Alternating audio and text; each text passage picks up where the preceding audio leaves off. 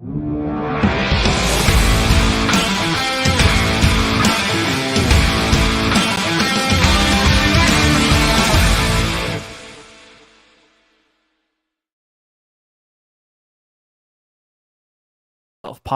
My name is Casey, and I am your host.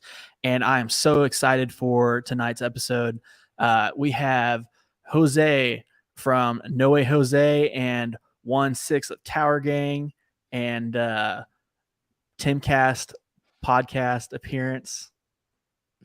How are you doing, Jose? Doing all right, man. Doing all right. I actually probably got more. I thought I was going to keep going with that riff, but I ran out of. I actually got probably more of a boost out of the Part of the Problem appearance, surprisingly. That's right. Yeah, it's weird. Yeah, which I guess it makes sense if you think about it, since that's like more my audience. But yeah, sure. But I don't know. It's great to be here. Looking forward to it. I will warn you, I'm not 100% on my A game. I have like 4 litters of kittens right now, so I'm stretched so thin. I don't know if you've heard, gotcha. if you followed me enough to know I do breed hairless cats. So we have a lot of litters right now. So I'm having to like get up in the middle of the night, bottle feed them and stuff, because some of the mothers aren't producing as much milk as they're supposed to. So yeah, it's like almost like having a newborn right now. Wow. Is this you said 4 litters? Yeah, we have like 4 litters. I mean, they're varying ages. So is that more than common for you at one time? Yeah, usually we'll have like 1 or 2. Oh wow. Yeah. So at least double. Yeah. So well, yeah. I mean, some of them are getting ready to go home, but it's still a lot of upkeep. So yeah. So before we went live, we were talking about the Captain America shield behind you, and I was admiring your background. Yeah, you said, you made it when you're in the military. Yeah, the shield I made, like there was a period of time where I was an aircraft mechanic in the military for like 11 years in active duty Air Force, and I was a crew chief. So there was a period of time, which just means I just kind of do generic maintenance, general maintenance. I always joked and told people my job was like I was kind of like a master inspector, because I worked back shop, so I wasn't even like doing the day-to-day inspections. So my job was just like, that looks fucked up. I don't know how to fix it, but I know who can. So that was kind of my job. But anyways, for a period of time, I was stuck in a hangar and we were next to a shop on night shift where nothing was going on, and we were next to like our sheet metal shop, or I forget, it was Mel's Tech sheet metal, whatever. Anyway, metal nerds, and they were just like bored on nights, and we were like, hey, I wonder what these machines can do. And we made a Captain America, like the old school Captain America shield. And and then I got like a legit Civil War rifle up there. So whoop, whoop, whoop. Yeah.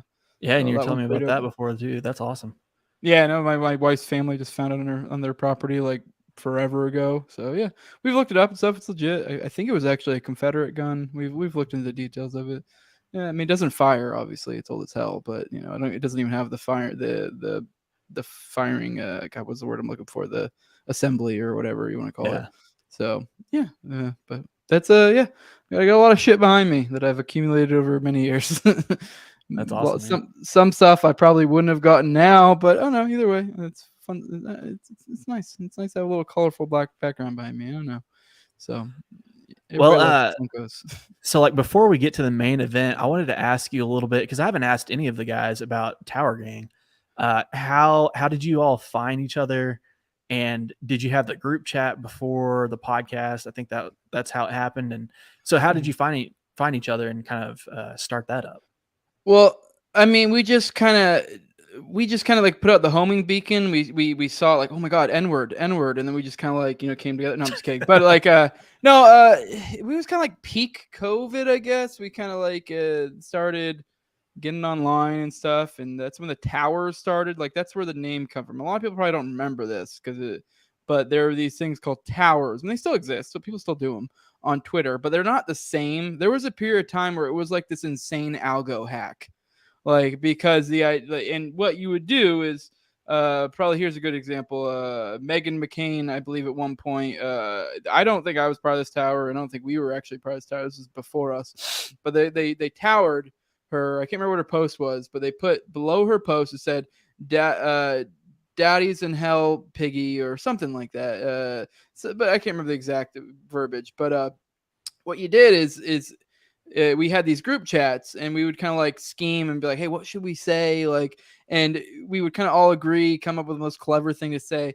And then we would then drop letter by letter in like a reply. And if you understand how Twitter works, it's like reply, reply, reply, and you reply to that reply, reply to that reply, and you can kind of make a chain or a thread, if you will, is what they usually call them. But so you would start with, and you would boom, boom, boom, boom, dart a letter, and then now you have like a whole essentially thread coming down. So it was an algo hack in the sense, because now I can understand why it'd be an algo hack. Because if you think about, I mean, it makes sense that you'd be like, oh yeah, we're going to want to boost things that are having a lot of people interacting, a lot of different people interacting, because part of the rules of there was like these unsaid rules of like towers, and sometimes said rules where it'd be like, don't, like, you can't repeat. Like, so if you said poop, like you would put a P, I'd put O, and then we don't do it again. Like someone else has to put an O, someone else has to put the P. That way it's like different people. It's just, it was crazy algo hack. So it was this way that these people that have like 300 followers can like actually get Meghan McCain to be like, what the fuck? I appreciate what you did. It's quality trolling. Yeah, there was a period of time where it was like, it was just blowing people's minds, and like you would get like crazy likes, retweets, all like responses. It would be a way to like get through that filter to where like, however Twitter does it, like if I go fuck you to some journo right now, even me having like over 4,000 followers, there's a good chance they may not even see it. It's a lot, because I know me, I there's a lot of times, especially if I don't follow you, and if you don't have a lot of followers, for some reason it doesn't even hit my notifications. Yeah. Like I have no control over that. It's just the way that it is. So it's almost like you have to break through that wall, and that was like a way to do it. So it was funny. There were journalists that were like whining and crying. There were people that were like locking their accounts. It was great. There was a period of time where it was popping off, but after a while, I think they did something. The algos were like, now it doesn't have the same effect. It's still fun, I mean, but it doesn't have the same effect like it used to. But there was a period of time, especially peak COVID, where everyone got on Twitter. Everyone was angsty. Everyone was mad at the elite. It was a good time. It was a lot of fun. But that's what started that. That's kind of what brought us together. We kind of, from there, I guess you almost kind of build up like a comedic camaraderie. It was almost like a comedy writing room in a sense, because you're sitting there like, what would be the most funny? And then you're also trying to be like, okay, but this is gonna be punchy. We don't be too long. Like it really is like you're just like working out the nuances of like, okay, what can we do here? Like, how's this funny? Blah blah. And like, so it's almost like we kind of slowly came together and realized like oh, I think we might have something to hear. I mean, we had a huge group chat, and there were some of us who were like, we started kicking around the idea of having a podcast. And it kind of narrowed down to like, well, what people would actually want to do it. And then it started off with me, Toad, Cole, or you can call him Fat Dave, whichever one you want to call him. He's kind of goes by both. He needs to pick a brand already. But boom, boom, boom. And then also we had this dude named Cap and a dude named Nick Ashley. Those last two kind of dropped off over time. We had the original three that stuck around. And then over time, I think within like the second or third episode, we added Clint, and he's kind of just been around forever. There was like a long period of time where he was just like a regular guest. And after a while, I was just like, oh, you're one of us. And Reed, same deal. I mean, we started off pretty early, kind of same thing. We kind of acquired him. And then Top Lobster kind of came much later. But he was always kind of hanging out in the periphery anyways, because he was kind of like helping with art and just hanging out with a lot of us in general. And we just realized after a while, like, yo, you should hop on. And obviously Reed's kind of died off. He's not really there as much anymore, but he still comes in every now and then for a pinch hitting when we really need, someone. But yeah, he's been really busy these days. But yeah, that's kind of how we came together. I mean, when it first started, it's also been like a long process of trying to figure out what the hell we were. Because when we first started, we literally were like, we almost saw it in a certain sense as like, I don't know, like your weekly breakdown, like ESPN, but like of towers, but like goof it off as well. We'd be like, oh, Tower of the Day. And it was just almost like a way for us to break off in a conversation off that stuff. It took us a while to kind of figure out. We've kind of gone through slightly different vibes over time of what we're going for, but I think we've kind of settled into what we kind of are. I mean, it may change over time, but I don't know. Yeah, that's what we are, Tower Gang. We are, for those who have not heard of it, it is in a very offensive podcast, a very offensive comedic podcast. That's the attempt. We're not always. I call it irreverent. Yeah, irreverent. Yeah, that's a good way to put it. Yeah, irreverent. I mean, I think I said the N-word like 3 times last episode. So, I mean, if you don't like that, don't watch it. So I don't want to hear anyone complain. It's one of the But highlights of my week because all the other podcasts I listen to are so serious, or they're tackling, current events or the news, or I mean that's the same thing, or politics, stuff like that. And they can just get so serious, and you can get so black pilled on that. And then I listen to you guys, and it's like a break from that, and it's also a break from like PC culture, mm, So yeah, that's what I no. appreciate about that podcast. Yeah, and it's actually Um, kind of been that for us. I actually am kind of really glad I found that, because I feel like, not that I'm like an overly emotional or someone that would be prone to being like getting down the dumps or black pilled into a crazy degree, but it's been very helpful in kind of breaking it up. Because if I was just doing my serious content all the time, it would just drive me nuts. But that break in the monotony, or slight change in vibe at once a week, perfect. It's been great. Um, so like I feel like if I didn't, I'd probably end up infusing some of that into the show on my own, and I'm actually kind of glad, because I don't really want that. I mean, don't get me wrong, and that's kind of like somewhat naturally to some extent who I am, so it comes across anyways. But it's not really the vibe I'm going for entirely. I do want to cover like serious topics, but like I don't know, I don't need to go like balls to the wall irreverent comedy on my podcast on my podcast. It just wouldn't fit with what I'm trying to do. So I don't know. yeah. I'm really glad we've had it. It's been kind of therapeutic, and I don't know. It's been fun for that, and people seem to enjoy it and keep coming back. So Yeah, you got to have both, man. And exactly. yeah.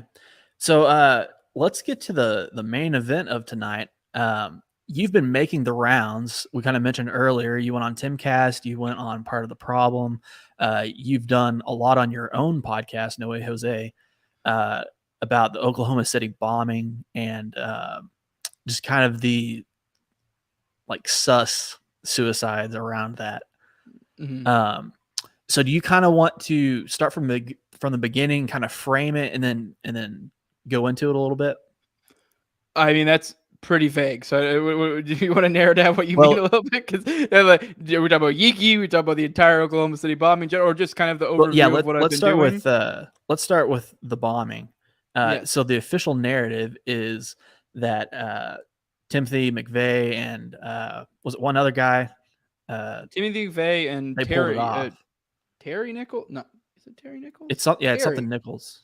I'm getting thrown off. Yeah, Terry. That's right, Terry. I just was thrown off because I've been doing a lot of Yeeky stuff, and that's his nickname. So I'm like, Terry? Terry? Yeah, that Yeah, just didn't seem right in my head. Yes, Terry Nichols, who filled like a supporting role. He wasn't even in the state at the time of the bombing, but he did help in like a sort of supportive type way. Like there were things where it looked like he kind of helped him, get together some components for the bomb. He did quote unquote, rob this individual named Roger Moore, who was a buddy of Timothy McVeigh's. It was like clearly a fake robbery, where he robbed them to get funds from him to kind of to help financially support the endeavor of getting all the stuff together for for the bombing, for the big bomb. So yeah, that is, and then yes, on April 19th, 1905, a Ryder truck pulled up to the Murrah building, the Murrah Federal building in Oklahoma City. One or two people, wink, wink, got out of that car, walked away, and shortly after, boom, exploded, killed something like I want to say 167, I think it's the number, 160 something people died in the blast. It was the largest domestic act of domestic terrorism in our country. I believe I believe before 9/11 it was just the biggest act of terrorism in general, but I think 9/11 took the cake, beat it out there, so now you got to add that domestic to it. So yeah, it was a crazy stuff. yeah, and it's been uh so interesting listening to you kind of uncover all of this, because I feel like, especially if you were younger than our age group, you don't remember it at all, right? mm. And I don't remember it that much at all either. I'm 31. How old are you? I'm 33. All right, yeah. So I mean, I was like 4, so you were like Yeah. 6. Yeah. Yeah, I have no recollection. So if No. anything, that's, So I guess maybe that's part of the intrigue for me to some extent, because it was like a thing that wasn't really in my psyche. So as an adult, like I knew of it, but like it didn't really, the impact and the full scope degree, whatever, it didn't really set in until I was an adult. And I was like, oh, because it was like for me, and for I had 9/11. You know what I mean? yeah, So yeah. and for a lot of people, just the name of it they recognize, but they don't understand what actually happened, the impact that it made. Uh, and then on top of that, 9/11 overshadowed it. Mhm. So that's all you hear now. And it's just kind of it's living in 9/11 shadow. So it's been interesting. Like I'm going full circle again, but it's been interesting listening to you talk about it. Um, just because I never went in that much depth about it before listening to you. Yeah, me either. I started this off. This literally started off with me kind of not knowing much. I mean, I knew of the Oklahoma City bombing. I knew kind of the rough details, the official narrative. I obviously, being an anarchist and being a little bit like kind of, I already was aware and kind of hip to a lot of the conspiracy stuff already, but like never really gone deep. But I knew there was definitely some stuff more than we were telling you, but it was kind of like something that never really caught my, like I never really like dug into it. It's kind of like, okay, I don't know, like what really could there be more to this? And then it was Terry Yeakey that dragged me down. I found this Jinx. I don't know if you remember Jinx at Crack Connoisseur on Twitter. Anyone wants to find him? He kind of drops like what we call on Twitter edits, for those who aren't aware, which is just kind of like little videos that they people put together, kind of splice together images, text, whatever, and make cool little things there. And he made this one that was like a probably 2-3 minute video of Terrance Yeakey, and that whole story, just I know something about it just really popped to me, really caught my attention. I mean, the dude was like my age right now, like he was like 30, he had like 2 young daughters. Something about him, I just really identified with him. He, like I said, I was 11 years active duty, so like, and he was a cop. Like I know I saw a lot of parallels. He also looks a lot like one of my best friends. So it was like it just was really, I don't know, it just really like sucked me in, and it kind of like, I was like, whoa, kind of got me emotionally. And from there, I was like, I need to look into this because it just seemed almost too fantastical. And once I looked into it, I was like, holy shit, no, this is like legit. Like, because I mean, most of the time when you hear these sort of stories, because I'm the kind of guy, like Top Lobster makes fun of me all the time because I'm not the kooky conspiracy guy. And I don't mean that to be demeaning. Actually, like, I'm not the guy that's like gets upset about the Alex Jones types or whatever. Because there are these in the conspiracy world, there's almost like these two sides where like you could almost say like the kooks, and then like I don't know if you want what the other term you could call for but the ones who get like uppity about the kooks, I guess. You know what I mean? And to be fair, the ones that get uppity, it's like, I get it. It's because usually those are the guys that put in a lot of work, studied this stuff, really are very meticulous about making sure they put out the right facts. And then you have people like Alex Jones, like, they're literal demons. And you're like, what the fuck are you doing? Like, I understand, like, what, like, I understand it, but I like both crowds personally. I mean, overall, I'm like, I get there are excesses in both, but I think both have their merits and the reason. One side's really just conspiracy entertainment, and I honestly tend to prefer the conspiracy entertainment realm for digging into stuff or just for enjoying, just to kind of peruse different conspiracies. I guess if I'm actually serious about a conspiracy, I'll try to find someone from the other side of the aisle because I'm like, okay, I want the facts. But like, I'm not an idiot. I'm able to understand, listen to these, what people would call kooks, and go, okay, well, that sounds like bullshit. Oh, wow, that's cool. But I'm still not going to, like, I don't know, assert this, essentially. I'm still going to be like, I may bring it up to people, but before I'm like, this 100% happened, I'll probably look into it a little bit more and see if there's some back sources to back it up. But, oh shit, I droned. I had a point. I was droning on there. But yeah, fuck, I forgot my entire point. But yeah, essentially, I like both of those crowds. God, what was my point? I was trying to tie it back to some. Oh, I remember, because it was like the whole point of that. Normally you see this type of stuff and you assume this is just kook shit. Because you hear stuff like this when you listen to some conspiracy entertainment type stuff where they'll be like, oh yeah, this guy, oh, he killed himself. Oh, this is weird. And you're like, okay, well, it's probably a little kooky. There's probably a little bit more of the story, but whatever, that was entertaining. This one I looked into and I was like, holy shit, this is legit. Like, everything that Jinx put in this little video was legit. And you dig into it more, it even gets worse.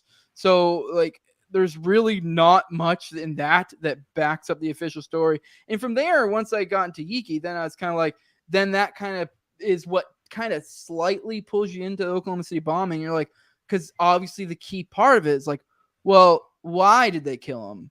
Oh, this is connected to the Oklahoma City bombing. Oh, well, why would anyone care about that? Like, why would that be? And then you start digging deeper, and then you're like, holy shit. Like, because like he is just kind of Terrance Yeakey is just kind of like scratching at the surface of like the fuckery there. Like it goes even deeper than what I usually go into. It gets like to crazy, like it expands. A lot of people, because you can start tugging on threads and just keep going with this story. And there's a lot of like legit stuff. And I'm not like I'm not once again not trying to disparage the people that are into conspiracy entertainment or whatever, but like, you know, people know what I mean. Like this is stuff that like, here's this source, this source, this source, this source. It's all backed up by XYZ. This is all legit stuff. You know what I mean? That like this is that kind of stuff. Yeah. Well, so maybe for the audience, it makes more sense to talk about Terrance Yeakey before we go more into the Oklahoma City bombing. That way, you know, maybe they're drawn in the same way that you were.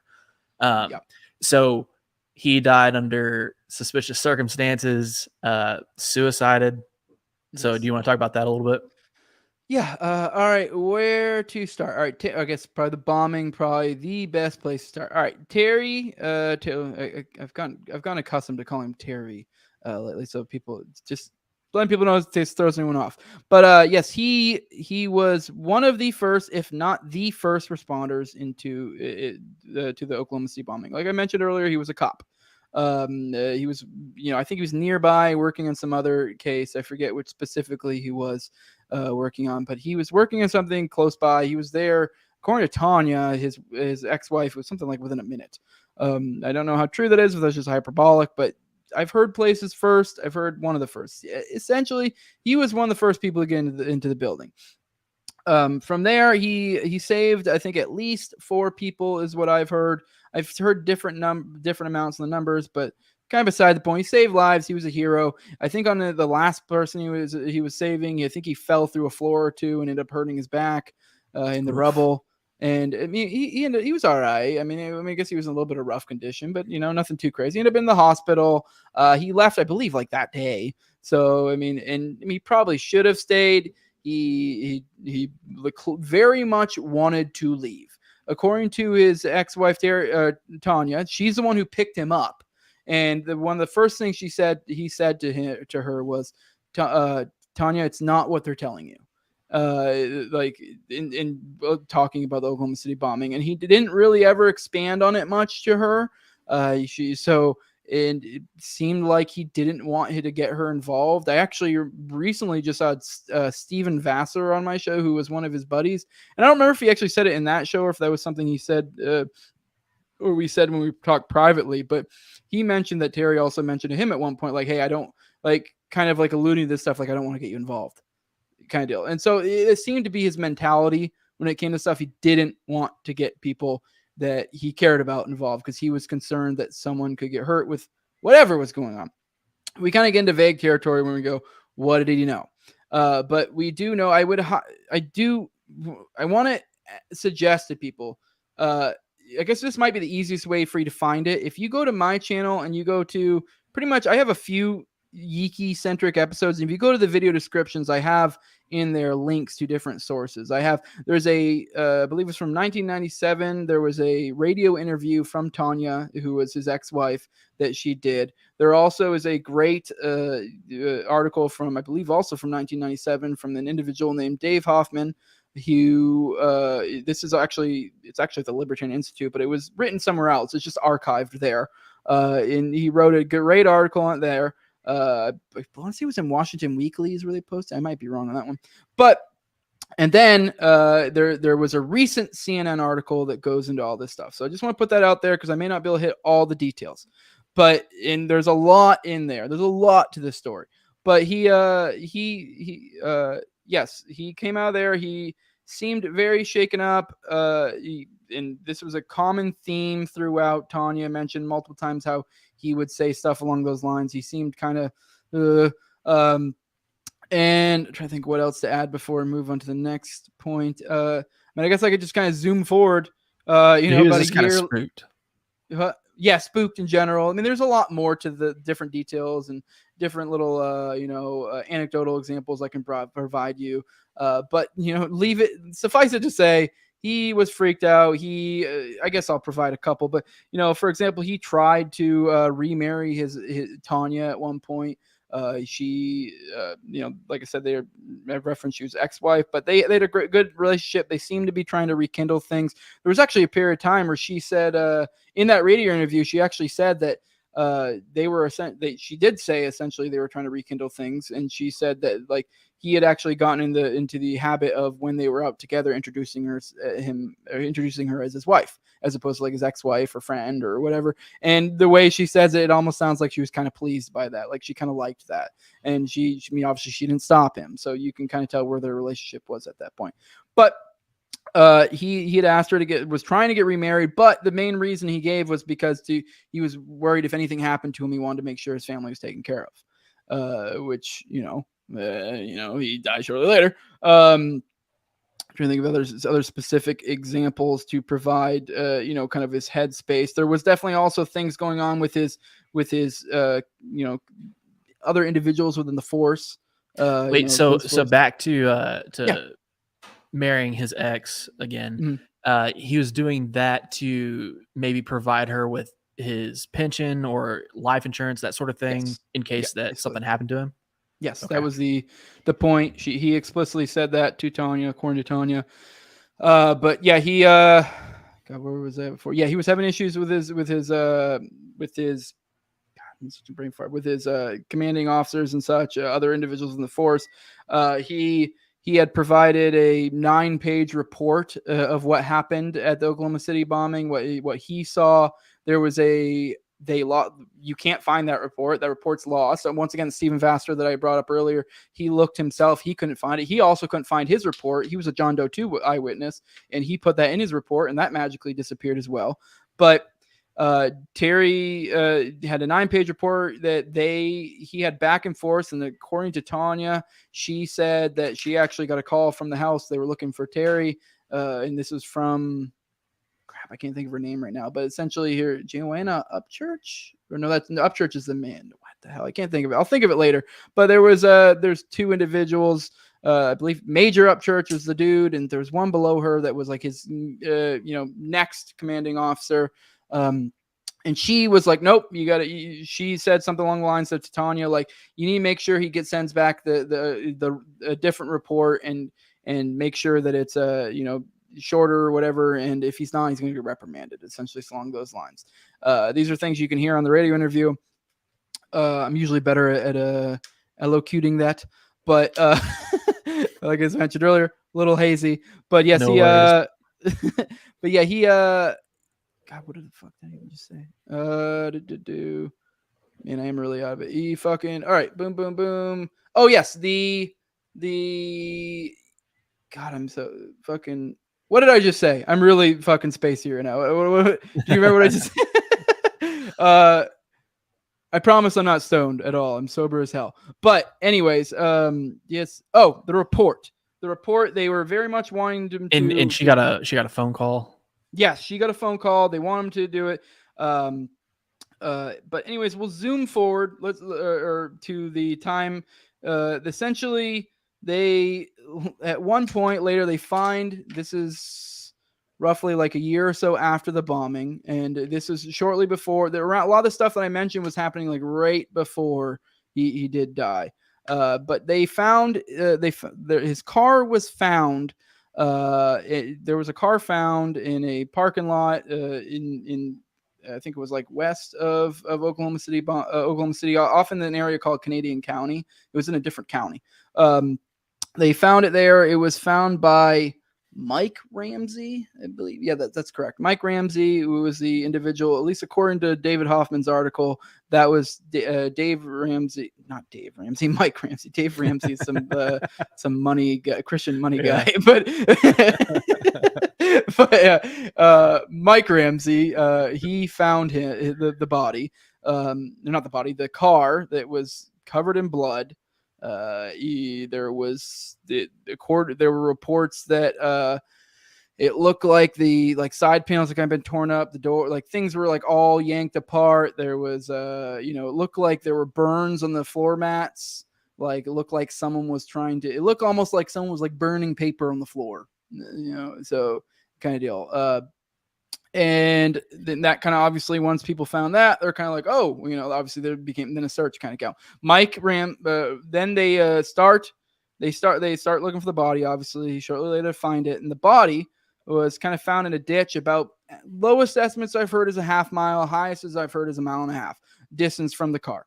Now the body was discovered with multiple lacerations to the wrist, throat, like deep ones, so deep that they, according to Tanya, they stitched them back up. Apparently on one of the reports, they wrote it superficial, but it was past the point where they felt they needed to stitch the body up. So like how superficial really is that? Like, and the medical examiners, I believe, said the same thing as well, that, they found it. I believe this is from Tanya and the Hoffman article, but yes, they, so multiple lacerations, throat, wrist. There were, in the wounds, there was grass and dirt, which would indicate like dragging, or I guess you could say crawling, theoretically. Although, like, let's be real. I also want to add to this. Terry was sickle cell anemic. So, because my point why I mentioned this is because we find the body a half mile to a mile and a half away from the car.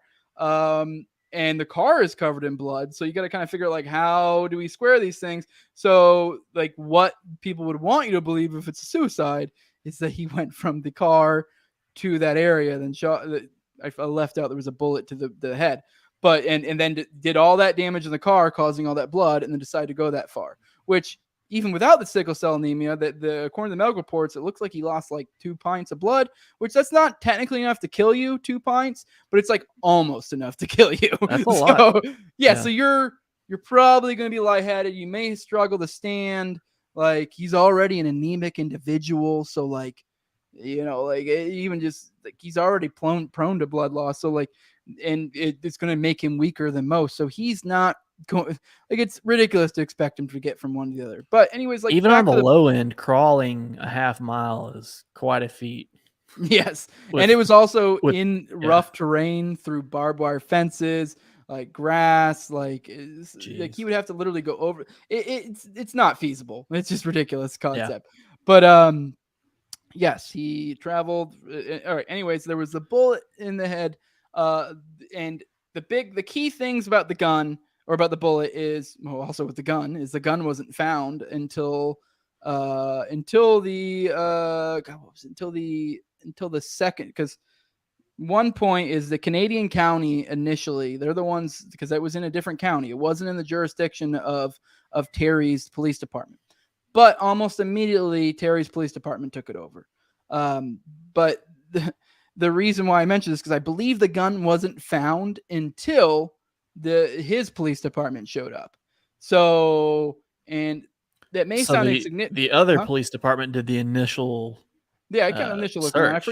I forget the exact amount of time, but obviously it's going to take a while for an entire different department to show up. So even if that was an hour or 30 minutes, it's significant. Because, and the reason why it's significant, and like I was saying, it may sound insignificant to some people, but if you domed yourself, where is the gun going to be? Like, if I blew yes, it's going to probably be within 5 feet. Like, I can't imagine in any way that you could shoot yourself unless somehow it involuntarily causes a spasm and you. But that doesn't make much sense. I don't know. Maybe there's some way you could hit it just right that it did something weird like that. I don't know. But like, even still, like, I don't know. Like, what is that? Maybe 10 feet I could throw a gun if I spasmed like that. I don't know. But either way, if you see a gun wound to the head, you're also probably looking for that gun. Yes, exactly. So the gun wasn't found nearby until later. So even if it's only 30 minutes, it's significant, which I believe it was longer. But either way, doesn't matter. It wasn't until the other police department showed up. But significant part about it is it was at a coming from a downward angle, like the bullet trajectory would be going a downward angle. I've messed this up before and said the inverse, but like essentially she coming from the top of the skull down, kind of a little bit kilted off, kind of like a little bit, I'm trying to do it just right, but like it's like uncomfortable to even that's get the the point. angle Like, right. that's the point. I almost considered like I should just go grab my pistol. And I was like, wait, no, that's not a good idea. Like on stream, just but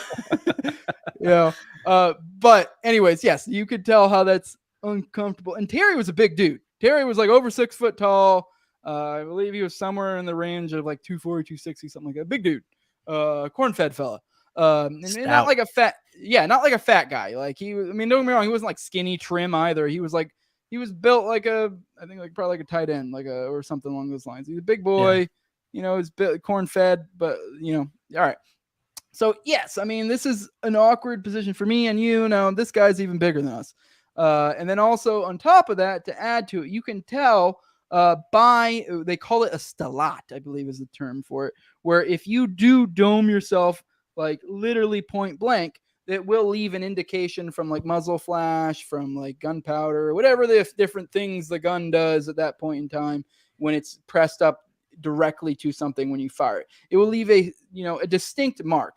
Didn't have that. So the point being is like it couldn't have been point blank or close. It would have had to be, I don't know how far it would have to be in the realm of what's considered like that wouldn't leave that stellate or something indicating it was close. But even if it's a little bit like now you're like, I can understand somewhat maybe it was point blank shooting from that, because like right there, okay, all right, whatever, you're just resting the gun there. But now if you're like, okay, now I'm back here and having to like aim Like, it doesn't seem like from you the back, go through the trouble of that. Yeah. Like why? Like it just makes it's just weird. Like what are we just doing target practice from the back? Let's try to do it blind for fun. I don't know. Like I guess not technically from the back because it's like a little bit kilted off because it's like off to here. But either way, still pretty implausible. Yes, technically it's possible, but what a weird way to do yourself in. But so was this the original findings of the original police force, or was this like a autopsy? Now that's another thing. There was no autopsy conducted. None. What? These are a lot of these are based off like medical examiner notes. There was one medical examiner report, which is the one that a lot of this comes from. There was another one that was like floating around for a while. There was like that somehow then immediately just got like disappeared. So that one's almost in like a legend status thing. So like there are people who talk about seeing it and will allude to stuff on it. But for the most part, like, and I will say some of the things I did say aren't said that way in it. Like I kind of alluded to with like superficial lacerations. I believe that was what was in the initial medical report. So, but now then you get into other, there were reports from some of the medical examiners. There's Tanya. A lot of this is kind of word of mouth or different sources here, there. So a lot of this is kind of accumulated together. But I believe I want to say the grass and the dirt, I don't believe was in the medical report, but the lacerations to the wrist, the throat, the gun, basically the key points are there. But some of the other stuff I mentioned were things that were kind of like gleaned from other sources. Once again, I'd suggest people go read those articles. You can see for yourself where a lot of this comes from. And it's, almost entirely legit. Don't get me wrong. Like whenever you're dealing with sources and this and that, there's differing levels of credibility to each one. So it's like, if I come to find out like, oh, I don't know, there was some mistake and there wasn't grass and dirt in the wounds, I'd be like, okay, well, it didn't really change much. I'd be like, okay, well, I'll just make sure to not say that next time. I'm not technically asserting it, but I do believe that was the case based on my looking into it. But you can read the end notes. You can look into all the different stuff. You can see, it seems legit. That is what I currently believe. Now, would I assert some of the minutia of some of that stuff? I don't know. But the main key points of the things I brought up are like legit, like in the medical exam reports and stuff. So yes, the once again, I suggest people dig into it because when you get into the weeds of that kind of stuff, that is kind of like it's kind of hard to have that because you're like, oh, I got this source, that source, this source. It's almost like, okay, give me a minute, I'll come back to you and I'll be able to show you my sources because it's hard to like spit them off the top.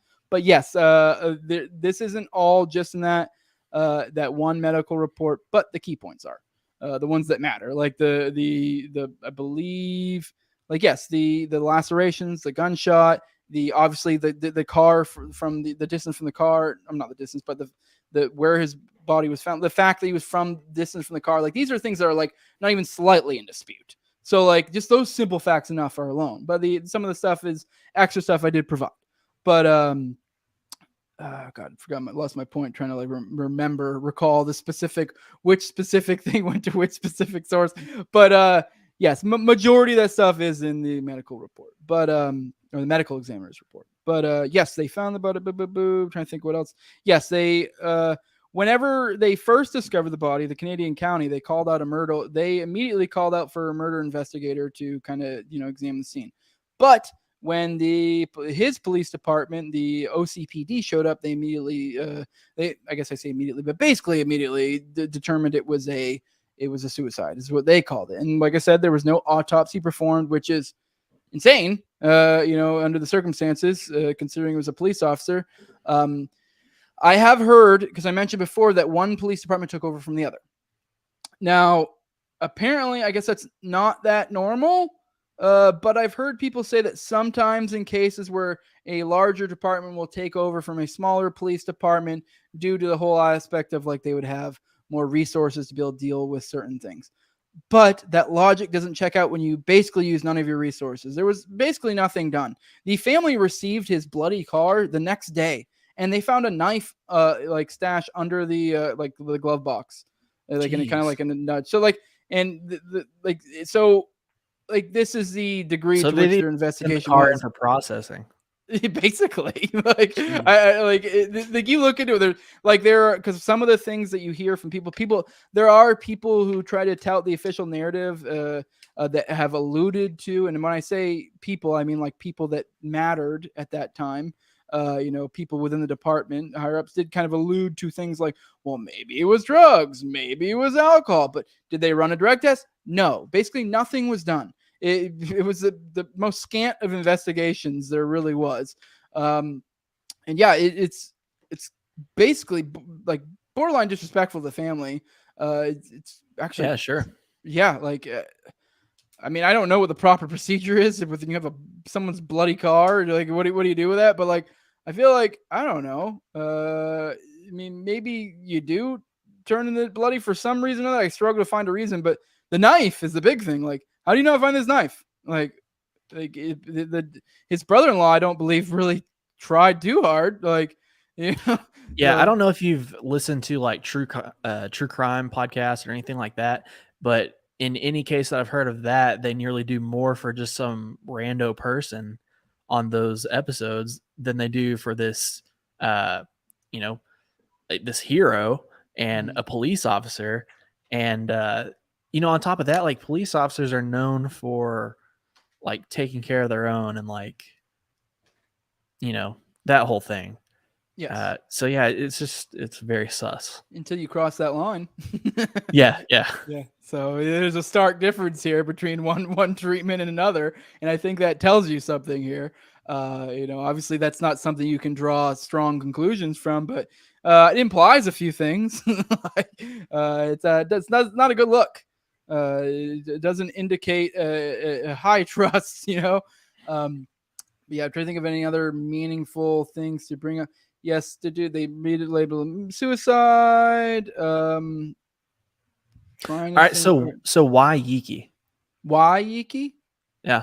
What's the point of suiciding him? Back to why. Actually, if you give me a second, I'll go ahead and just read for people the I could actually literally still have it in my tab, so it'll be super easy to find. This will explain a lot right here. This is actually an excerpt from the Hoffman article. This is a letter from Terry to an individual named Ramona, which Ramona was actually in both articles. She was in this Hoffman article. If you go look in the CNN article, there's actually new statements from her later. Although to be technical, technically speaking, we don't know these are the same person because Ramona is spelled different in both ones. But and in the CNN one, there's a last name, whereas there isn't one in the Hoffman. And in the CNN one, they said something about how she changed her name. So she's clearly kind of being an anonymous individual. But I've also seen the family show this letter before too. I believe it may have been the family who actually discovered the letter from Terry to Ramona. But anyways, I guess people can dig deeper to find, if they want to find the credibility of this. But all right, just give me a second. Crap, I had it up. All right, here we go. Dear Ramona, I hope that whatever you hear now in the future will not change your opinions about myself or others within the Oklahoma City Police Department.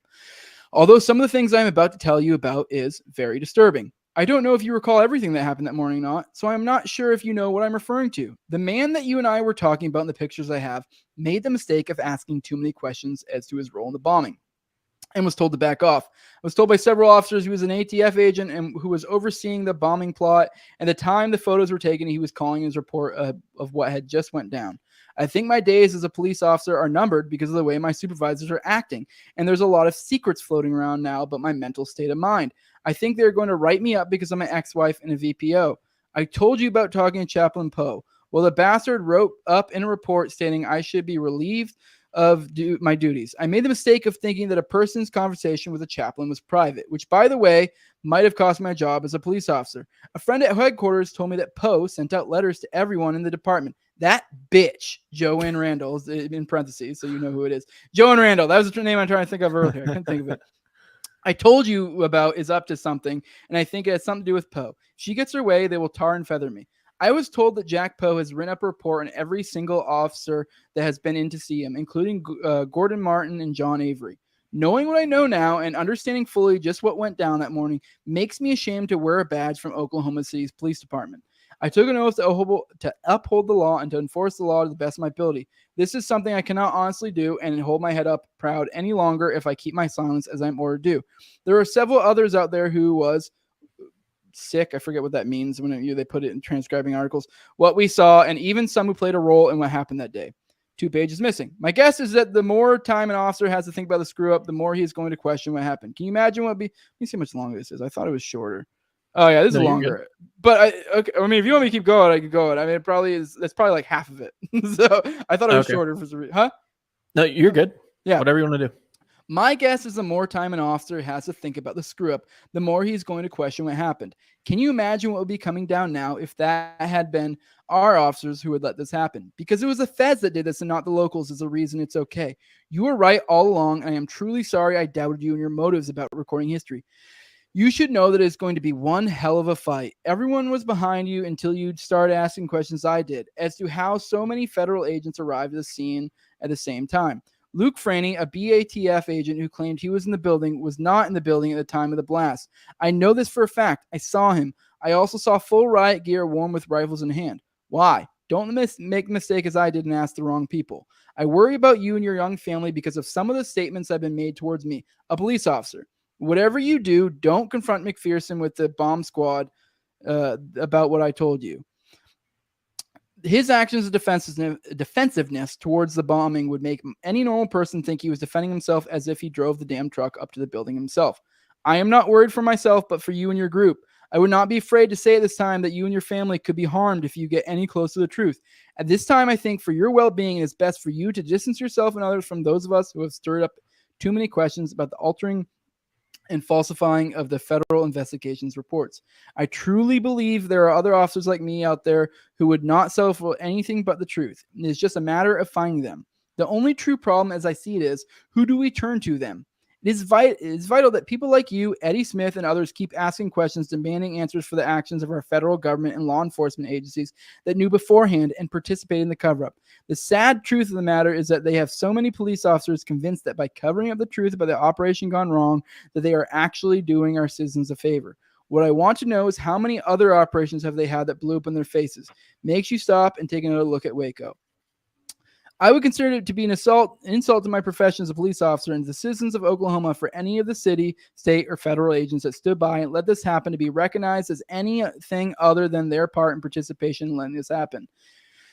For those who ran from the scene to change their attire to hide the fact they were there should be judged as cowards. Yeah, I have like 4 paragraphs. I remember this being way shorter in my head. If our history books and records are ever truly corrected about that day, it will show this and maybe even some lame excuse as to why it happened, but I truly don't believe it will from what I know now to be the truth. Or now know. Even if I try to explain it to you the way it was explained to me and the ridiculous reason for having our own police departments falsify reports to their fellow officers, to the citizens of the city, and to our country, you would understand why I feel the way I do about all this. I believe that a lot of the problems the officers are having right now are because some of them know what really happened and can't deal with it. And others like myself made the mistake of trusting the one person we were supposed to be able to turn to, only to be stabbed in the back. I am sad to say that I believe my days as a police officer are numbered because of all of this. There you go. That's the end of it. But yes, that was interesting. Yes, and Ramona was an Go ahead. I was just gonna say I pulled 2 things that I thought were interesting from that. I thought it was interesting that they called it an operation gone wrong, and then I wonder what was said to the chaplain. Yes, that he repeated to Yeakey's superiors. Yes, I don't know. Do we know it? We don't know. Not any really. Of that? No, we don't know the specifics of that. I would like to find out one of these days. So if never watches my show that knows someone or is one of those individuals who know one of these people or whatever, let me know. What's up?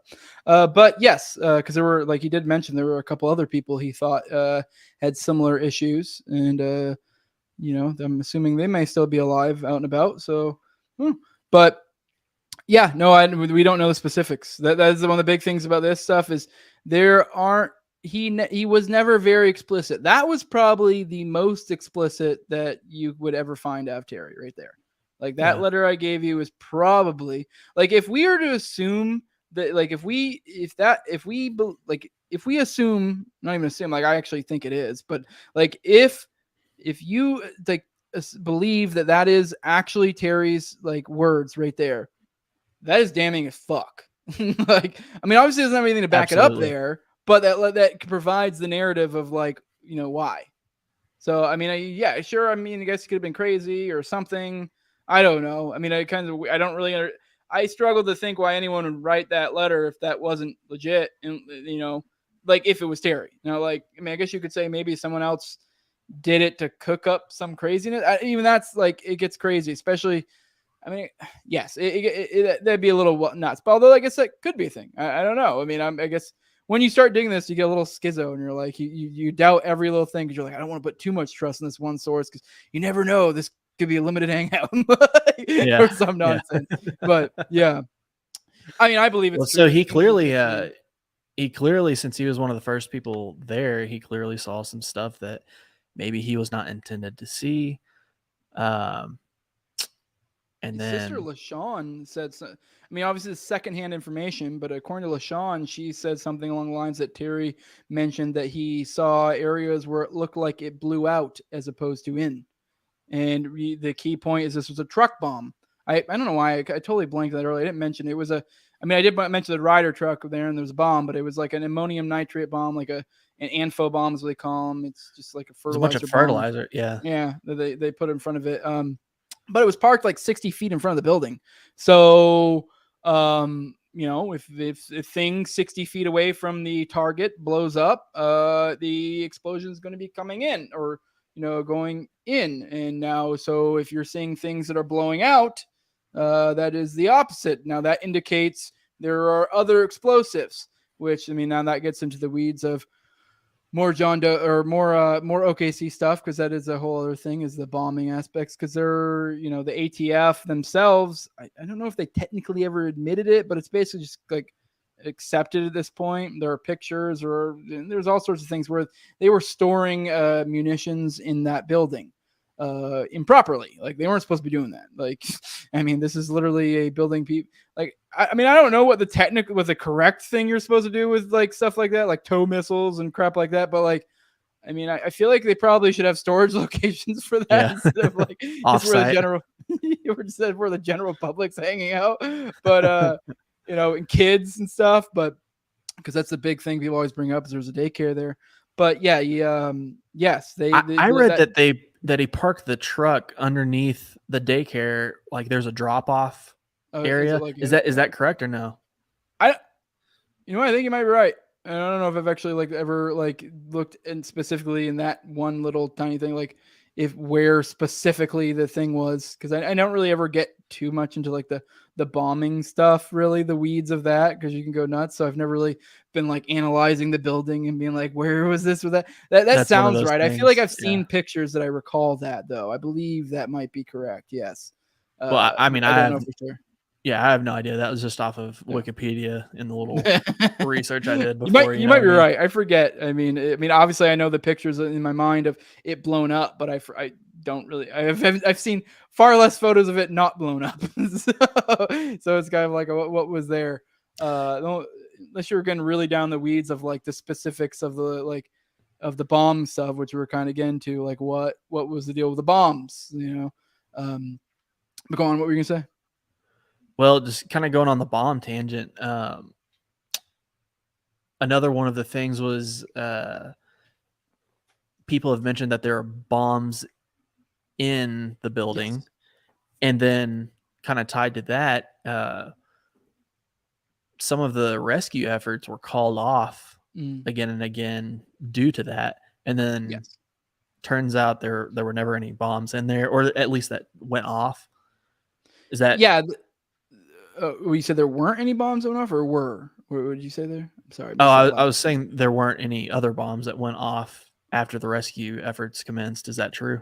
Oh, yes, yeah, that's true. Well, I thought you were saying like at the time of it, like if they were secondary bombs. I'm like, I don't know if there was or Well, not. That's like what we're talking about. two But I two get what you're separate saying. Yeah, yeah, yes, two there were. separate things. There's Yeah. theories that there were extra bombs in the building. That's one thing. And then the Yes. second part is due to that, rescue efforts were called off multiple times.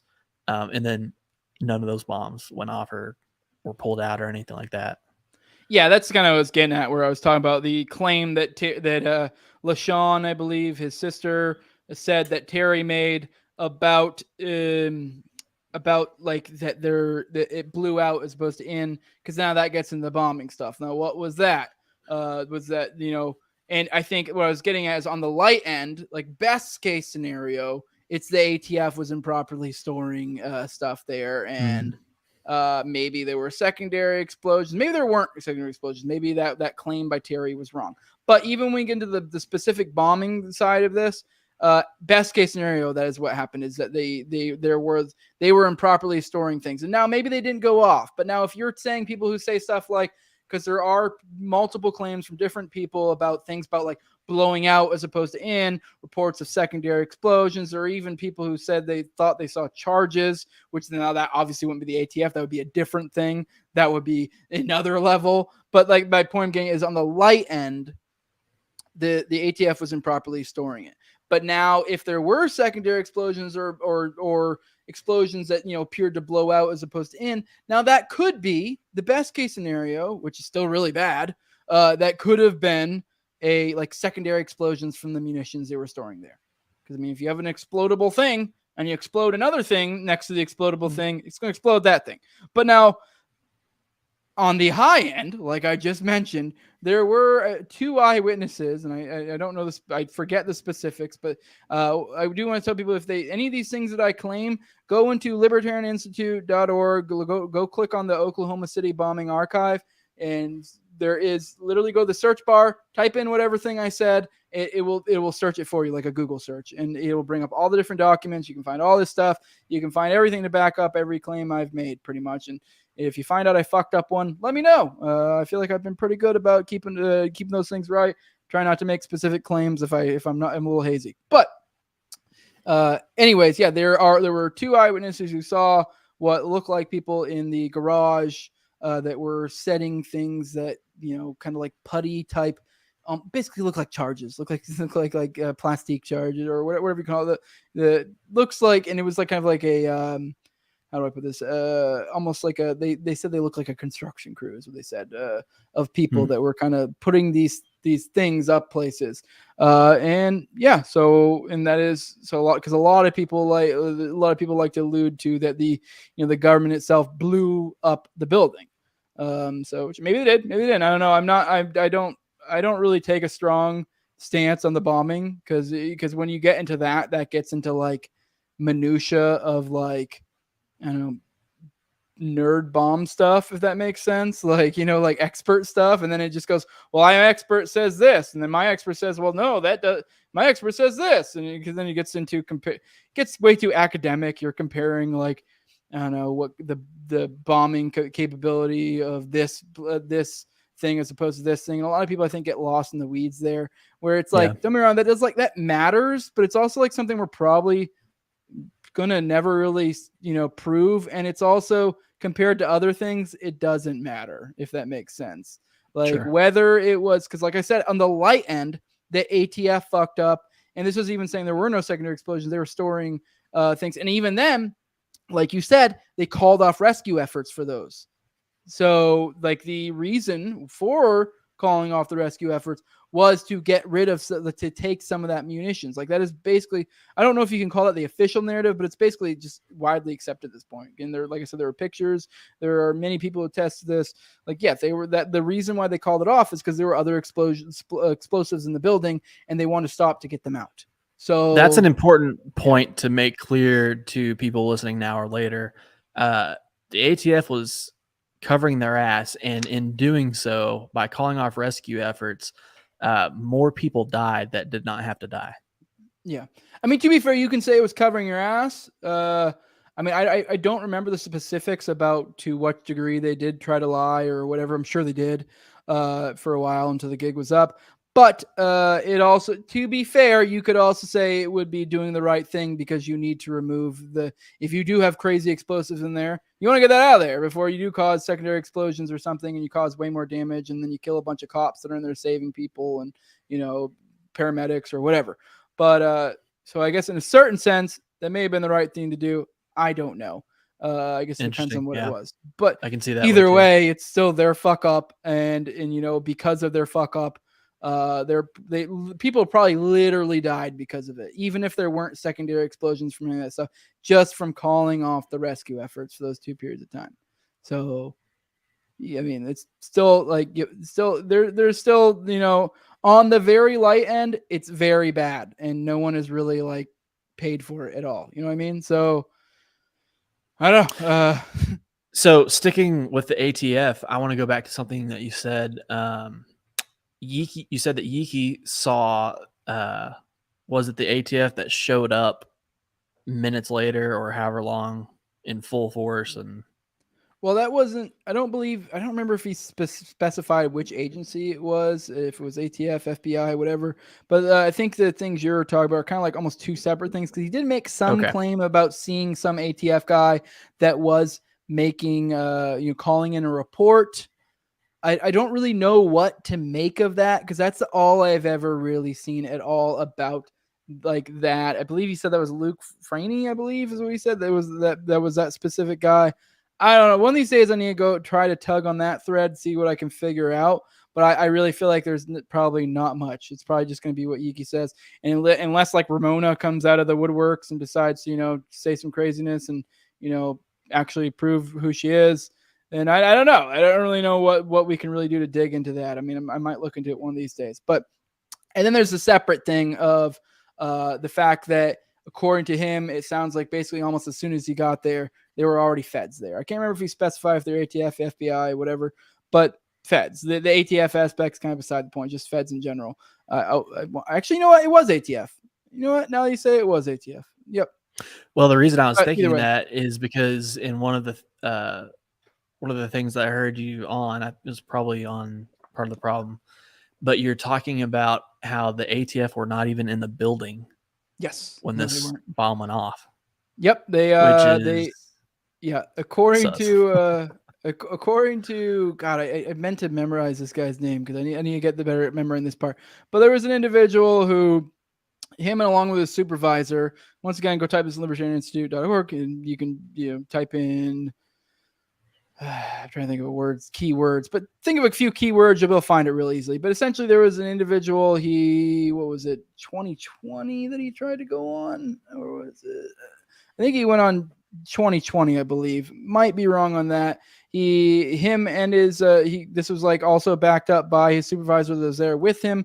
The individual was at the site looking for his wife, kind of the rubble, trying to figure out what was going on. He talked to an ATF agent while he was at there. The ATF then the agent told him that they received a beeper to not show up that day. Remember the old days, the beepers. But yes, they so obviously they probably didn't get a whole big explanation why. It literally was just a beeper. Probably had code or said don't come in or something, and that was it. Probably they're like, okay, because I'm not coming in. So they probably didn't need much more explanation than that. But yes, none of the ATF agents were there. There were some crazy stories that came out from them. Like they changed their story a few times about why they weren't there. I think they ended up settling on that they had a overnight surveillance mission or something like that. But well, even changing your story makes you look suspect. Yes, it does. And then one of the things, one of the ATF agents made up a crazy story. It seemed to be like they were trying to make it sound like, oh, we were here and we were heroes. Made up some story about falling something ridiculous about 9 floors in an elevator, busting out of it, getting out of there, trying to saving lives, blah, blah, blah. And it was funny because like, I think they must have, I can kind of understand why someone would hear that and think, oh, falling in an elevator. And like, you just think like in an elevator, something about the physics is different. You feel like, oh, okay, we're good. Like, no, if you free fell in an elevator, you're free falling. It's no different really than falling that far. Like, so it's not, like, I don't know if people have this weird concept of what elevators do. Cause normally you come down and woo, like, or just like you're within a thing that's falling. I don't know if it just like is a mind fuck for people. I don't know. I can kind of understand it, but I can't put my finger on exactly why someone would think that. But either way, they made up some story. They felt like something ridiculous, like 9 floors busted out. The elevator technicians later, basically, like I guess elevators made after a certain point in time. I don't know the specifics mechanically how this works, but they're able to tell if they were in free fall conditions. The way the elevators were made at that time and now, you could tell. Like they're just like, he's like, okay, this didn't fall in a free fall because I can tell you by looking at this. And then 2, of course, if it did fall in free fall, I'd like to ask this guy how lucky he feels to be alive.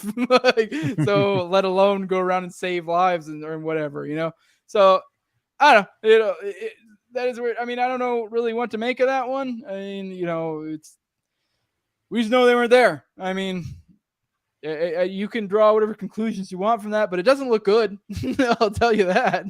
Yeah. I mean, it could have just been complete luck. I don't know, but not a good look. One of the other things I want to ask about is the John Doe 2 and why that is important. John Doe 2. Well, over 20 people saw him with McVeigh that day before and after the bombing. He,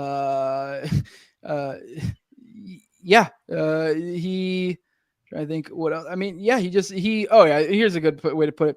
It was also the reason why it's so important and sticks in people's minds. It was like one of the biggest manhunts in U.S. history, if not I think for a period of time it was the biggest. Maybe something has taken the title since then, but it was huge. It was a big deal. And what did I say? It was the April 19th is the bombing. So from April to May. So April, they essentially start looking for this guy roughly around that period of time. In May, there's an internal memo within the FBI, sending out to all the kind of street agents, everyone in general, saying, hey, all John Doe 2 leads put into abeyance. Abeyance is a fancy law enforcement term for essentially don't pursue. And this is in May. And then in June, the following month, then they came out publicly and said, no, this dude doesn't exist. And the funny thing is the individuals that the state used to convict McVeigh as being the individual who did the bombing, who's there, whatever, did all these things. those same eyewitnesses who used that, they like corroborated, kind of pieced together the story. Like, he was here, he was there, he was there. These were almost all of them were the people that were also claiming there was another individual. But then later they say, oh, no, that guy didn't exist. And they're like, and it's just a matter of why. Why did you just drop this? Especially when I believe one of the first speeches, Clinton and many other higher ups, around that time, the important people, the elites, whatever, they all made these speeches about how we will leave no stone unturned and there will be justice and blah, blah. And then within 2 months, they just completely dropped this one dude who was like blatantly there. Like, you expect us, like, I get it. Eyewitness reports aren't the most reliable, but it's different. But all 20 of them are saying the same thing. Yeah, exactly. All 20 of them are saying that. And even if it was only like say you only had one eyewitness, and this eyewitness like claimed to see one person, seemed to see two people, and interacted with them like verbally, and then you just want to say, oh, you just imagine this one guy. Like, one guy doesn't exist, but I'm going to completely take your word on the other guy. That guy, yep, that's legit. We'll send him to we'll send him to get killed by the state for this, I forgot my point, but yes, it's John Doe 2. Wild shit. Well, trying to think of what else. There's some other shit. Well, go ahead. Another part of that is they did so well with the sketch for McVeigh, right? And was there a sketch for the second guy? Yes, there was a sketch. Yeah, you could. And so they right now. And the sketch for McVeigh looked identical, right? And so kind of the point of that is like the second one would be identical to this John Doe 2, and then they just drop it. Am I kind of pulling on that thread correctly with the sketch part? I know people have stated, I've seen the John Doe 1, which is McVeigh one, and it does look like him. I've said people say it look uncanny. I think there is another one people are referring to. I've never really like taken the time to look into that one to see, because it's kind of like, yeah, it was McVeigh. I mean, once you analyze all the different evidence, it's like, dude, this is McVeigh. Did I? Oh, crap. Yeah, I brought that out. There you go. There's your John Doe 2. That is the guy. He was described as being something like I believe 5'7", 5'9" He was described as having darker skin. He was described as having a muscular build. When I say darker, I mean like kind of like a racially ambiguous kind of thing, like a not like he was like black or whatever, or even like it's crazy dark. He's one of those individuals that could have been whatever. A top. A top. I mean, me with a tan. But like he, was a big dude. He, they made note about having muscular neck. He had a dragon tattoo, I believe, on his left arm. I'm trying to think what else there was specifically about him. Boom, boom, boom. Yeah. I think dark hair. I think I, kind of got all the most of the stuff there. And now, though, the thing is, like, the big thing about John Doe 2 that continues to elude people to this day is the people who have actually studied, look into Oklahoma City and start digging into the Oklahoma City bombing, start digging into the stuff, understanding the story, the different characters involved. He doesn't really fit any of these characters. Like, because, I mean, you have people, the people usually try to be like Terry Nichols. Obviously, it's definitely not Terry Nichols. You have an individual named Michael Brescia. Some people think it's him. Andreas Strassmeyer. Some people think it's him, but doesn't really look like either of them. Andreas Strassmeyer is like over 6 feet tall.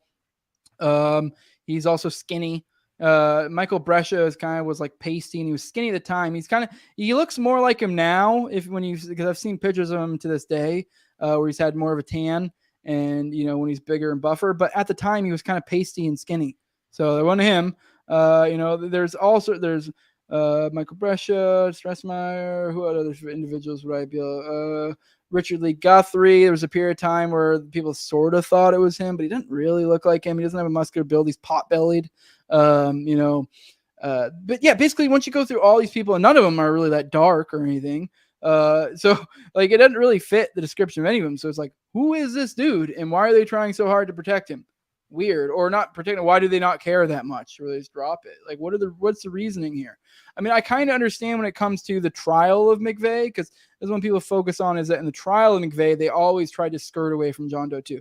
I can kind of get that, because from a legal perspective, okay, I guess I get it. You'd want to like focus in on, McVeigh and kind of separate these things. Be like, no, we're not focusing this. We're prosecuting McVeigh right now. Like, But in the larger sense, and like in the FBI doing their other investigations, why are we dropping this? It makes no sense.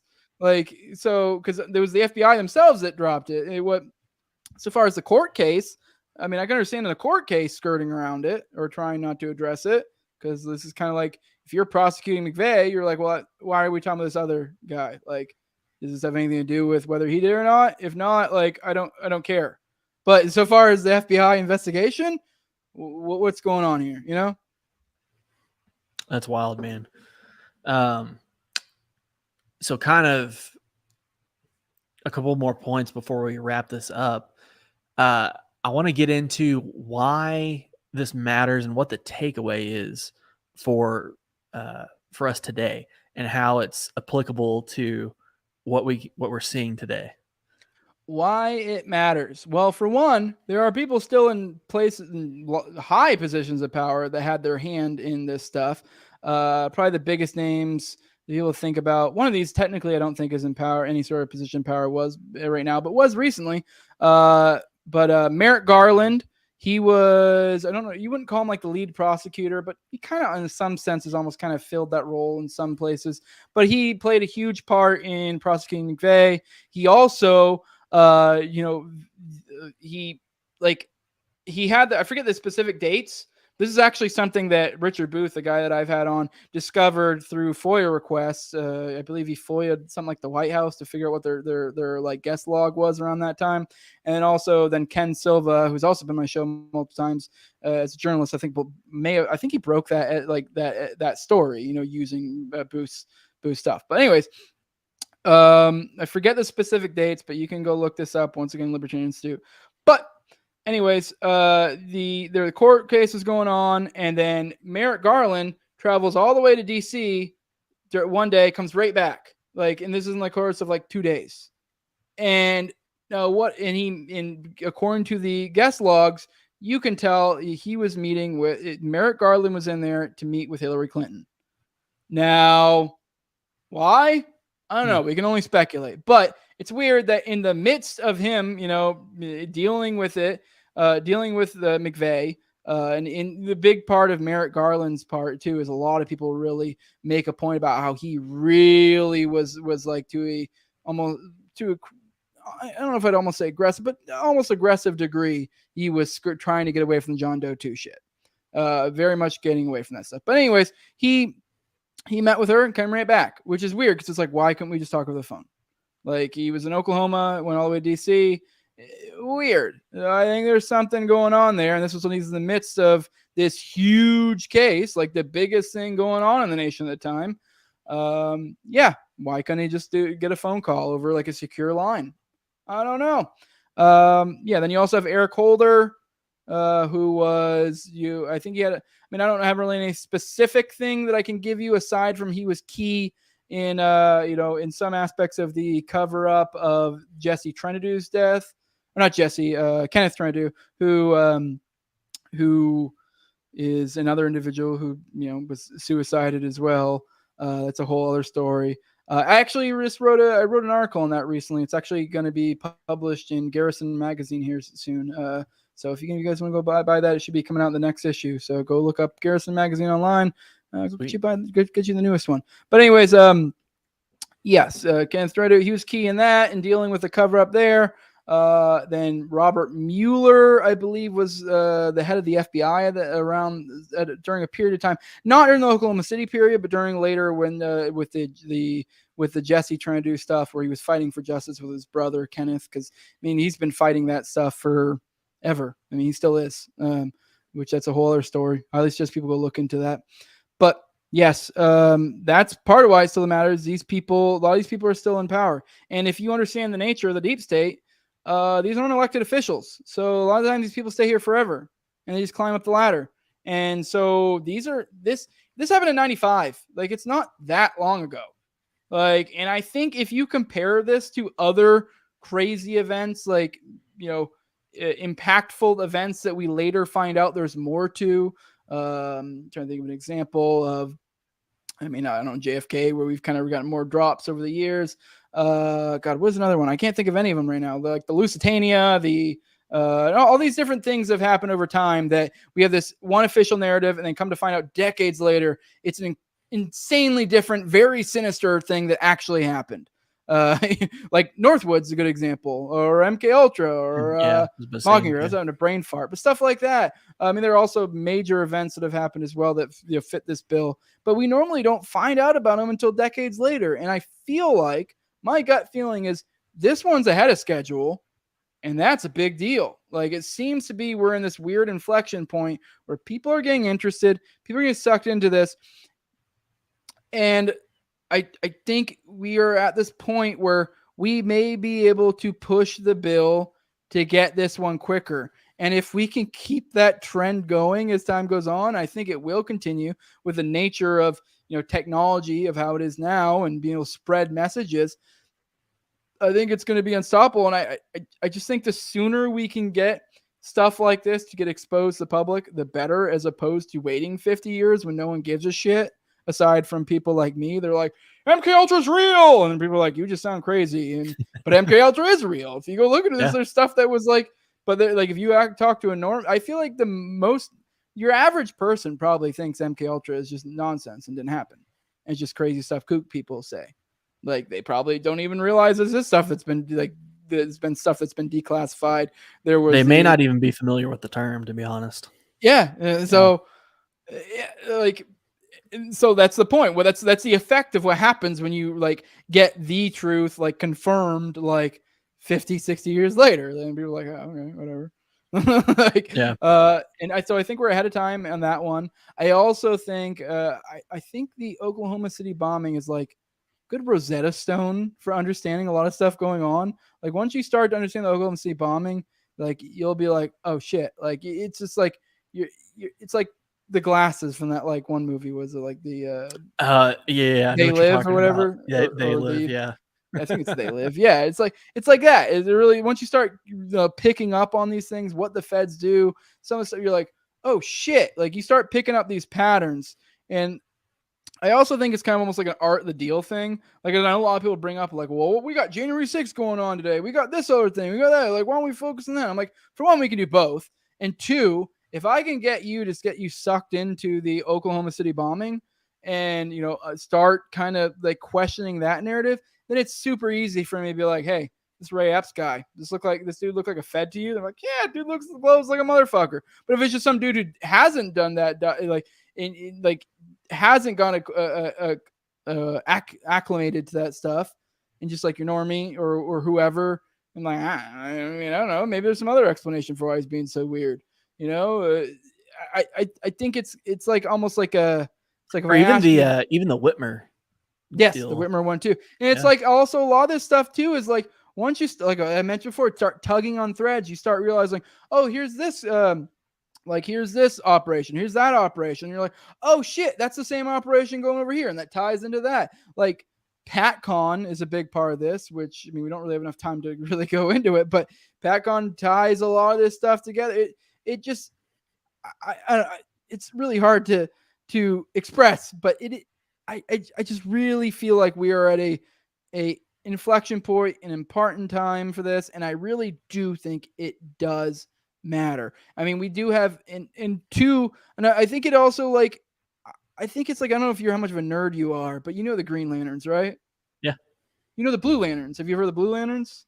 Nope. They're like, their whole thing is like hope, because it's like different, that emotional spectrum, and like, oh yeah, the rings have different. There's different colors. Green's middle, like it's almost like it's will, like willpower, and the center, and then it's like a color spectrum, but it's like emotions, and green's in the middle. It's just will. But there is the blue ones, which is hope. Like, their powers are weird. If anything, they just boost the other one's powers. And I feel like that's what it's like. If we have people attacking things like pushing the January 6th, the Gretchen Whitmers, the current day stuff, and you also have people pushing stuff like something from 95, like Oklahoma City bombing, like, I think that's important, because I think a lot of times people may get the idea, especially in your traditional duopoly. I hate that word because it's just gay. But like your normal party politic people, they will see stuff like the Whitmer thing, and be like, yep, they're coming after, or January 6th or whatever, and be like, oh, yep, the FBI is coming after conservatives or whatever. And you're like, I mean, I guess, and you're like, and they act like, oh, yep, this is like a new phenomenon. They haven't been like this. And you're like, I don't know what you're talking about. Look at this thing from 95. Like, I mean, yes, I guess technically we're still in a sense attacking the conservatives. So I guess in a certain sense will reconfirm their beliefs, but at least like now they get to be like, oh shit, this has been going on for a while now. And you're like, yeah, the FBI's been fucked forever, dude. Like, yeah, it establishes a pattern of behavior. Yes, yes, and which I think is important, because if you are just looking at the new shit, you're like, oh, what is going on here? And you're like, well, what do you mean? Like, you have an hour? But yeah, I really think it is really important right now. It's kind of part of why I've been really pushing it so hard. I mean, also I'm just like spurging like a motherfucker on it right now too. So like to some extent, like, people always ask me stuff like, well, why do you cover this, or why do you do that, or well, not always, but I've had people ask, and I'm like, I don't know, because I wanna. It really because is it's just a simple. Yeah. Yeah, I find it interesting, and that's kind of what like the podcast is for me, an outlet for like, I don't know, I want to talk about democracy, the God that failed today, so that's what I'm gonna do, or I want to talk about, I don't know, the Vegas shooting or whatever, and you know what? Here's this one person who'll talk to me about it who knows a lot about it. I guess I'm gonna learn some shit. And I do get on these rabbit holes where I'm really interested in this one thing, and this is, for me, this has been the thing I've been really interested in right now, and I think it's been resonating with other people as well, which I guess maybe probably reinforces my spurg, but it also just kind of like is like, okay, shit, I think I'm onto something here. I think like people actually interested too, and I'm like, oh shit, let's see if I can get like a network effect of like other people being like, okay, cool, like, oh, other people are bringing in information, oh, this person linked me up with this guest, like, like I mentioned earlier, the Steve Vassar guy, that dude, which once it was a close friend of Yeekey, was a John Doe 2 eyewitness and a first responder. That dude, I don't know if I would have been able to pull this off. Would have gone that interview, aside from like me relentlessly pushing it. It's just and I've also had other people reach out to me, which I'm not going to name names, that kind of related to ethereally or roughly to some of this stuff, and so it's just like, I mean, none of this would have happened if I didn't push it. So I think it's good bringing in that network effect and see what you can accomplish. And I think it just like kind of spider webs from there. And I'm looking forward to continue to keep going. I already have I mean, I guess it's not technically confirmed. I'm supposed to be on the Tinfoil Hat here soon again with Sam Tripoli, or cool. Not again, but should be on that soon. So I don't know, whatever. I mean, whoever will hear me out or talk about it, or if I get on any big pot, and I'm not even saying I'm the best at talking about it. It's just whatever people want to have me on and talk about it, I'll do it. I'd actually, if anything, I do the opposite. I think people should try to get Richard Booth on their show. That's what I think people should do. But if that's not what people do, then whatever. I'm here and I'll talk about it. So, and I'll do my best. Yeah, but yeah. I'm kind of rambling on at this point, but yeah. Well, man, I've really enjoyed having this conversation, and I hope the people that are listening to this later, I hope you learned something. Jose, do you want to plug stuff? Yeah, sure. I have my show No Way Jose on YouTube, all the major odd podcasts, Aussie as well. You can follow me on Twitter at TowerGangJose. Like I mentioned, I do have that. I did write that article that will be dropping in Galison magazine here soon. So I suggest you go check that out. It was the Journal of Deep Politics and History is what it is. Yeah, I'm trying to think of anything else. If you want to give me a like, patreon.com, No Way Jose 2020. Yeah, and we kind of only slightly scratched the surface here. I'll be honest, I was off my game a little bit. If you ever want me back, we can dig in more on other parts of this. But there's a lot, like especially when you start into like CIA connections, other how other different federal agencies are involved. The infiltration of McVeigh and his buddies. It gets weird. There's a lot to this case, and it's just people digging into it. How many episodes and hours have you spent on this specific topic? Well, I've done, of the main series, I have, because if it, like, the way it is, if you go to my YouTube and go to my playlist, I have an OKC playlist. Now, technically, that isn't all my OKC content. I've done stuff where I've talked about before. I don't do it anytime I talk about putting there, but I have 9 episodes of the What Really Happened to Oklahoma City bombing series and 1 bonus episode of it, which is with Ken Silva. And then I have 2 other episodes within that series, which I guess I would almost see it as like uh, other bonus episodes or other additional content if I was to make this like a DVD or something. And then I have an episode where I dug into the sources with Terrance Yeakey.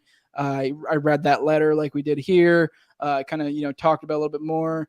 Brought up some of the others. I kind of brought up all the different sources. They're not all of them, but a lot of the different sources that we kind of breezed over here, or I kind of stammered over a little bit. But and then also the interview with Steve Vassar's in that playlist as well, because I'm trying to make that playlist over time to kind of be like a great place. But like if I find, like, say I either interview other individuals who had knowledge of what's going on, like bring new stuff to the case, I'll put it in there in that playlist. So if anyone wants to find that stuff, you go there. I mean, obviously you can go to like the podcatchers and just type in the Google search, but you may have an easier time just going to the playlist on YouTube and whatever. You can watch it on whatever platform you want after that. But yeah, I've done of just the series, I've done like 15 hours ish. And then I guess if you add the other stuff, it's a lot. Yeah. We went an hour and a half and we barely scratched the surface. So yes, it's interesting how deep that rabbit hole goes for sure. Yeah, it's not, and it goes even further than what I cover in there. Like it goes like beyond that. It's weird. Which I mean, we don't have time to go into all that, but we could some other time. Well, hey man, I really enjoyed it. Guys, if you're not following me on Twitter, my name is Liberty Denton with a 0 for the O. Like and follow and subscribe on YouTube and Spotify. And we'll see you next time. Thanks, guys.